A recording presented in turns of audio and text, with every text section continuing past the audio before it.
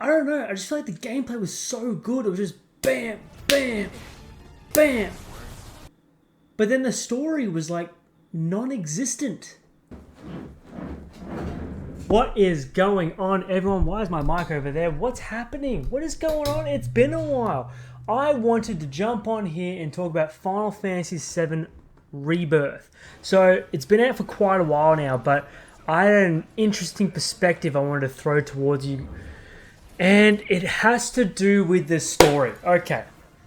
We're going to get pretty heavy into here, but we're going to talk about the story of Final Fantasy VII Rebirth and what happens if you just play the story. So I have finished the game. It took me 24 hours and I was going on holidays. I've only just gotten back, but I pile drived the story. It took me 24 hours to do just the story. That's it. No side quest, nothing else, just story. And I think if you played Final Fantasy VII Rebirth, you had a different opinion to the way I had when I played the game. Because I got to say, story-wise, if you play story non-stop, back-to-back, the story is a bit average. Oh yeah, okay, I said it. I'm really the controversial kind of person on this channel, but I don't mean it's bad. Hold on a second there. Hear me out 2 seconds. I don't think it's bad. I just think in comparison to Final Fantasy VII Remake, that game was spectacular. The story of that one progressed and it was really good. Rebirth, not a lot happens. I think Rebirth is definitely designed to be based around the team. The team aspect of getting to know each individual character, what they've been through, why they are where they are. And I loved Barrett. Barrett definitely hit so much harder in Rebirth compared to Remake. His heart is so big. His heart is massive in this game. It is so beautiful. But what I'm trying to say is the overall story of Sephiroth moving forward in this game is very much not there.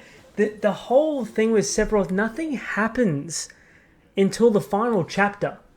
Chapter 14, maybe chapter 13. That's when the story actually happens. And I find that a bit of a hard pill to swallow. We're talking about a 24-hour game back-to-back where nothing happens in the story. The whole story is following the guys in the cloaks. That's the whole game. From chapter 1 to chapter 13, that's what you're doing. You're following them and things happen in between. But they are null and void to the actual story. Chapter 14 is bang, bang, bang story. And it is amazing. It is good. I loved it. Chapter 14 was incredible. But the actual total of the game, the total of 24 hours, like kind of, what were we doing? What were we doing? There's a lot of side quests. There is so many side quests. There's so many little things to do. I did enjoy them. If I had time, I probably would have been that person, just like my mate who I was streaming with. Check out that video down below. Where completionist.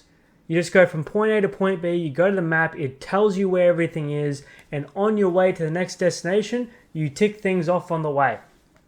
I love that. That is a Far Cry style of map and gameplay, and I love it. If I get sucked into it, if the mechanics of the game are good, my God, can it drive me in for a while.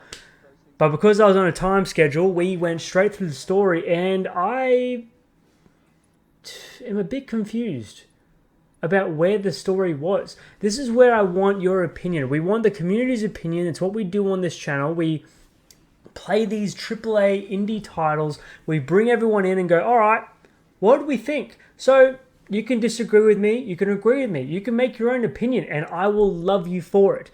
Jump in the comments. Tell me what you think, and let me know what you thought of the story and the overall game, because that's what I want to hear. That's what I want to discuss. Because for me, the overall game, oh man, how harsh am I going to be here? The overall game probably wouldn't have been more than a 6. A 6 or a 7? Is that harsh? Is that too harsh?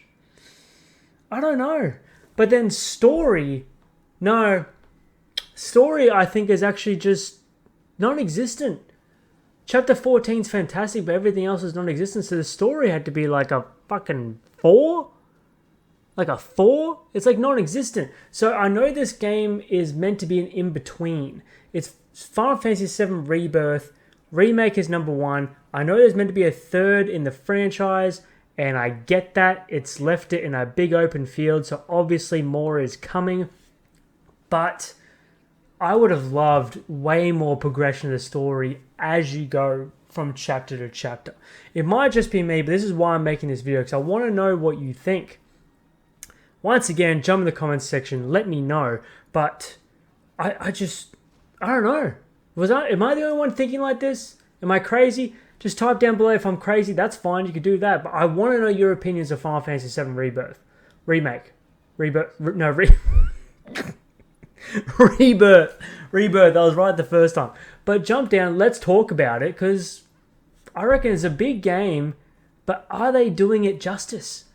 Look at Remake. Look at Rebirth. Look at 16, 14, the recent games they've made. Is Rebirth up to standard? Let's talk about it. But of course, thank you very much for watching. This has just been a quick little video of Rebirth, and I'm going to say I liked it. I loved it. It was good. But where was the story throughout the game? I don't know. Anyway, thank you so much for watching.